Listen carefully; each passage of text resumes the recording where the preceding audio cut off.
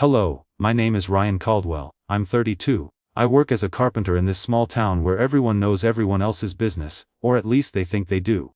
Standing in Sophia Mendoza's kitchen that Tuesday evening, watching her close the door behind us with that gentle smile playing at the corners of her mouth, I heard her whisper the words that would change everything between us. "No one needs to know," she said, her voice soft but certain, her eyes holding mine with an intensity that made my chest tighten. The late afternoon light filtered through her kitchen window, casting golden shadows across her face, and I realized that everything I thought I understood about friendship, about boundaries, about the careful distance I had maintained for months was about to shift completely. But let me back up. Let me tell you how we got to that moment. Because it didn't happen overnight, and it certainly wasn't something either of us planned. I've known Dylan Harper since we were 8 years old, building forts in his backyard and getting into the kind of trouble that seems innocent now, but felt monumental then. His mom, Sophia, was always there in the background of our childhood. The woman who made sure we had sandwiches when we forgot to eat, and who never seemed to mind when we tracked mud through her house. She was just Dylan's mom back then, a fixture in our world. But not someone I really saw as a person separate from that role. That changed about 6 months ago when I started working on the addition to their house. Dylan had moved to Portland for his job in tech, and Sophia decided she wanted to convert the old garage into a proper studio space. She had always painted, I learned, though I had never really noticed during all those years of childhood visits. She contacted me through my small contracting business, and suddenly I was seeing her 3 or 4 times a week discussing lumber and electrical work, and the best way to install those big windows she wanted for northern light. Sophia is 51 though she looks younger. Her hair is dark with threads of silver that catch the light when she moves. And she has this way of listening that makes you feel like what you're saying actually matters.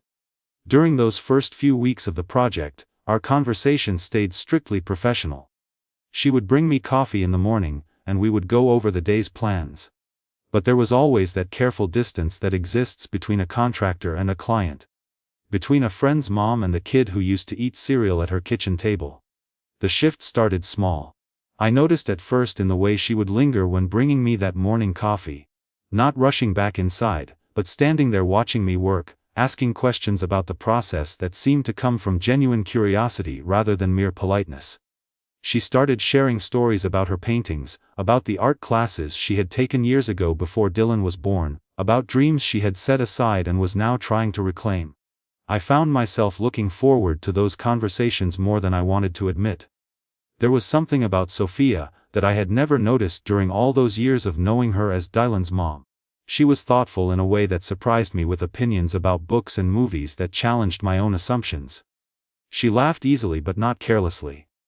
And when she was thinking about something, she had this habit of touching her collarbone absently, as if anchoring herself to the moment. The work progressed slowly, partly because I was being meticulous about the craftsmanship, but also because neither of us seemed in any hurry for it to end. Sophia would find reasons to check on my progress throughout the day, and I would find myself taking longer lunch breaks when she offered to make me a sandwich, or heat up leftovers. We talked about everything except the obvious thing that was growing between us. That careful attention we were paying to each other, that went beyond professional courtesy or old family friendship. Dylan called every few weeks to check on the project. And I would give him updates while feeling like I was hiding something, though I couldn't have said exactly what. "Hey, your mom and I have been having really good conversations."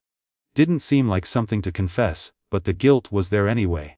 A low-level awareness that the way I was thinking about Sophia wasn't entirely appropriate. The first time I really understood what was happening was on a Thursday in late October. I had been installing the last of the interior walls when Sophia came out with 2 mugs of tea instead of her usual single cup of coffee. The afternoon was unusually warm for the season, and she suggested we sit on the back porch for a few minutes.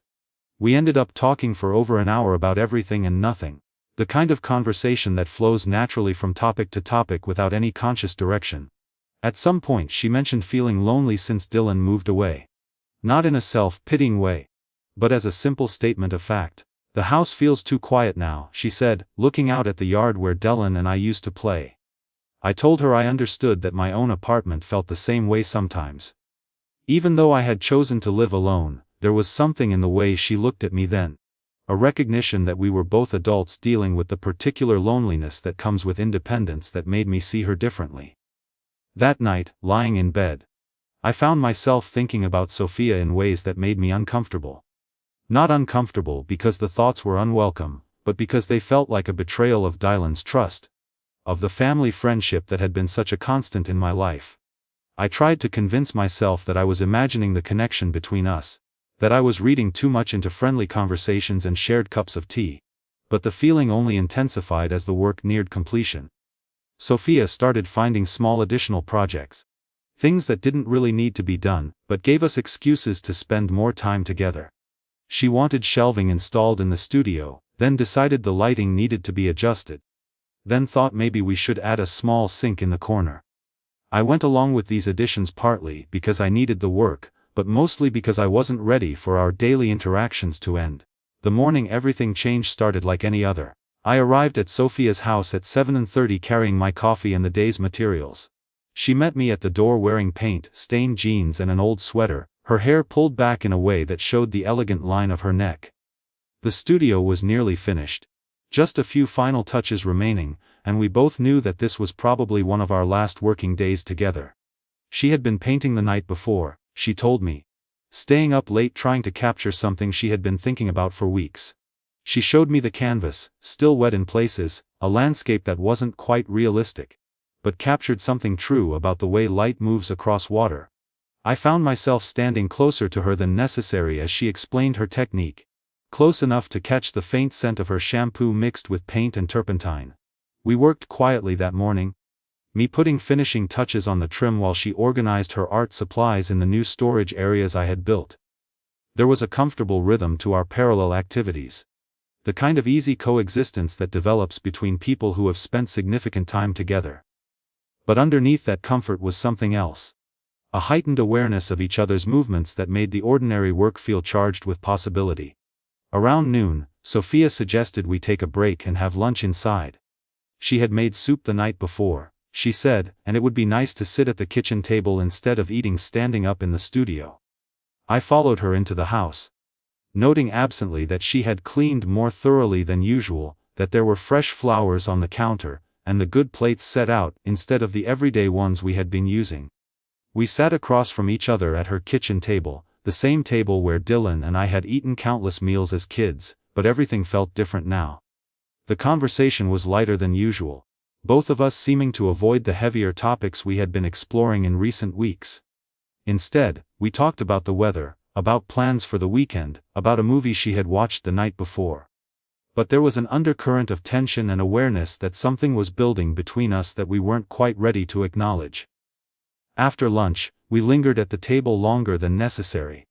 Sophia refilled our coffee cups twice, and I found myself studying the way the afternoon light played across her face, the way her hands moved when she talked. The particular shade of brown in her eyes that I had never really noticed before. When she finally stood to clear the dishes, I offered to help, and we ended up standing side by side at the sink, our shoulders occasionally brushing as we worked. That's when she turned to me and said very quietly, "I need to tell you something, Ryan." There was something in her voice that made me set down the dish I was holding and give her my full attention. She was looking down at her hands, not meeting my eyes, and I could see that whatever she wanted to say was difficult for her. "I've been thinking about this for weeks," she continued, her voice still soft but steadier now. "About what's been happening between us. Because something has been happening, hasn't it? It's not just my imagination." I found myself nodding before I had consciously decided to respond. And when she looked up at me, there was relief in her expression, as if my acknowledgement had lifted some burden she had been carrying alone. We stood there in her kitchen, the afternoon light streaming through the windows, and for the first time in months, we were completely honest about what we were feeling. Sophia told me that she had been trying to convince herself that her growing feelings for me were inappropriate, that she was old enough to be more sensible about these things. But she had realized that denying what was happening between us wasn't making it go away, and she was tired of pretending that our connection was purely platonic.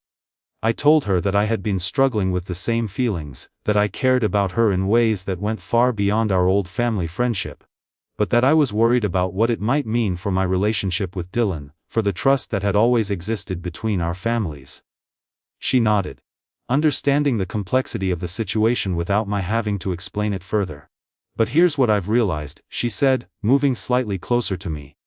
Dylan is my son and I love him more than anything in the world, but he's also a grown man with his own life in another city. And I'm a grown woman who has spent the last 25 years putting everyone else's needs before my own. I'm not saying we should do anything reckless or hurtful. But I also don't think we should ignore something real just because it's complicated.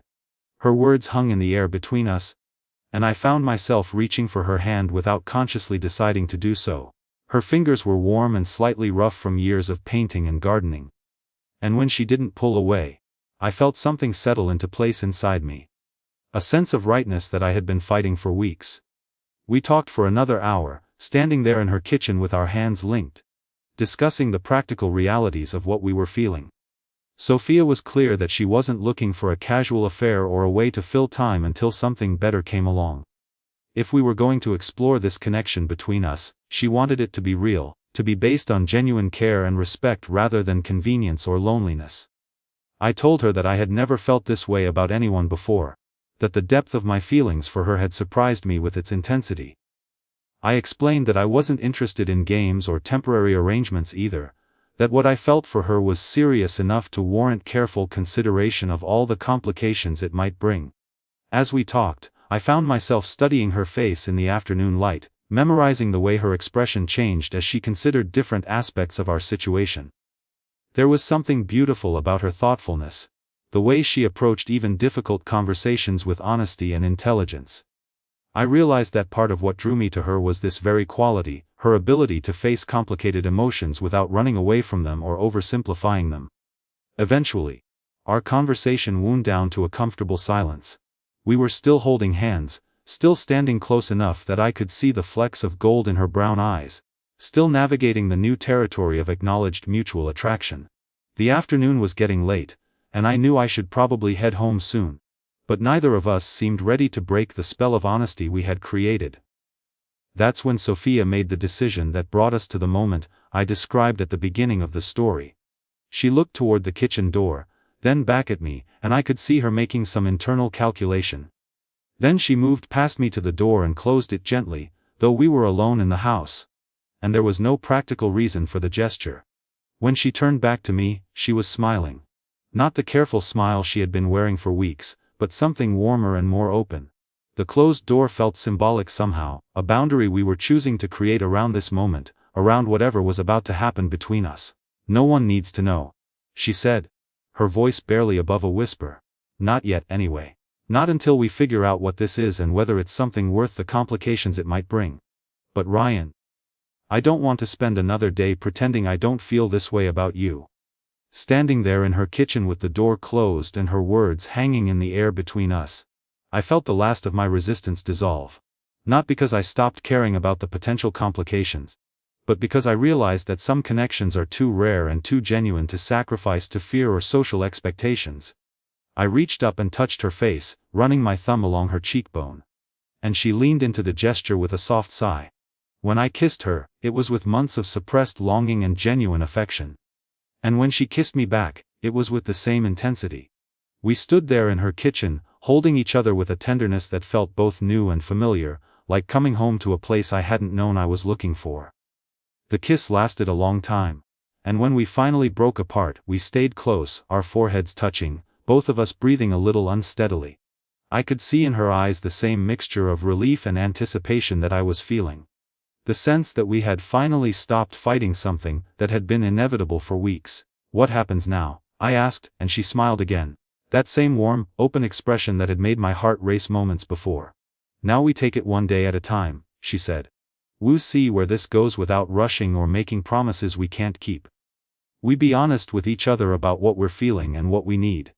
And when the time is right, we figure out how to tell Dylan and anyone else who needs to know. I nodded, understanding that she was suggesting a careful approach rather than a reckless one. A way of honoring both our feelings and our responsibilities to the people we cared about. It wasn't the simplest solution, but it was the honest one. And I was beginning to understand that honesty was one of the things I valued most about Sophia. We spent the rest of the afternoon together, not working on the studio, but simply being in each other's company in this new way. We sat on her couch and talked more about our feelings, about our hopes and concerns, about the practical realities of navigating a relationship that would require discretion and careful timing. We kissed again several times, each one feeling more natural and right than the last. When evening came, I knew I should go home, but leaving felt almost impossible. We had crossed a line that afternoon, moved from months of careful distance to acknowledged intimacy, and the shift felt monumental. Sophia walked me to the door, and we stood there for several minutes, reluctant to end the day that had changed everything between us. "Call me tomorrow," she said, her hand resting lightly on my chest. "Not about the studio work, just to talk. I want to know how you're feeling about all this once you've had time to think." I promised I would, and I meant it. Driving home that night, I felt a mixture of elation and nervousness that I hadn't experienced since I was much younger. Part of me was thrilled by what had happened between us, by the realization that my feelings were reciprocated, and that we were going to explore this connection despite its complications. But another part of me was already worrying about how to handle the situation with Dylan, how to be honest with my best friend about falling in love with his mother. That night, I lay in bed replaying every moment of the afternoon. From our honest conversation to that first kiss to the way Sophia had smiled when she closed the kitchen door. I thought about the months leading up to that day. All the small moments that had built to this larger realization. I thought about the way she listened when I talked. The way she made me feel seen and understood in ways I hadn't experienced before. I also thought about the future, about what it might look like to be in a relationship with Sophia. I imagined quiet evenings in her kitchen, working together on projects around the house, meeting her friends, and being introduced as something more than Dylan's old buddy. I imagined the conversations we would have, the places we might travel together, the way we might support each other through whatever challenges life brought. But mostly, I thought about the way she had looked at me when she said, "No one needs to know." The trust implicit in those words. The invitation to create something private and precious between us while we figured out how to make it work in the larger world. The next morning, I called her as promised and we talked for over an hour. She had slept well, she told me better than she had in weeks, and she was feeling confident about the decision we had made. We made plans to see each other that evening, not for work, but for dinner. Our first official date, even though we had been building toward this moment for months. That dinner led to another, and then to long walks around town, to quiet evenings at her house, to a gradual deepening of our connection that felt both exciting and natural. We were careful about public displays of affection, mindful of the small-town tendency toward gossip. But in private, we allowed ourselves to explore this new dimension of our relationship without reservation.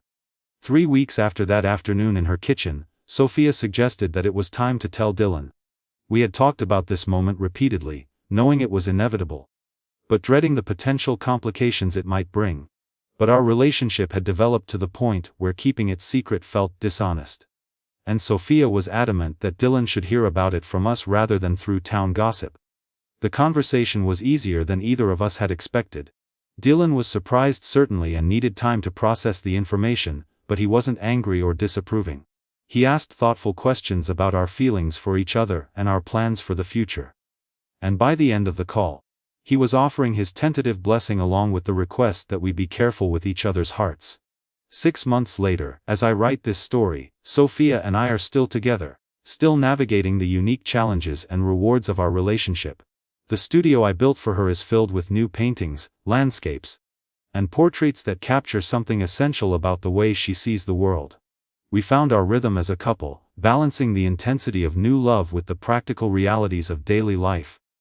People in town have gradually become aware of our relationship. And while there was some initial curiosity and speculation, most of our friends and neighbors have been supportive. It helps that they've known both of us for years, that they can see the genuine care and respect we have for each other. Dylan visits every few months, and while our dynamic has changed, our friendship has survived the transition. If anything, seeing his mother happy has strengthened our bond, though we've all had to adjust to the new configuration of our relationships. Looking back on that afternoon in Sophia's kitchen, I'm struck by how much courage it took for both of us to acknowledge what we were feeling. It would have been easier to maintain the status quo, to keep our connections safely platonic, and avoid the complications that came with honesty. But Sophia was right when she said that some things are too real to ignore, too valuable to sacrifice to fear or convention. The closed door, her gentle smile, those whispered words about no one needing to know, they represented a moment of choice.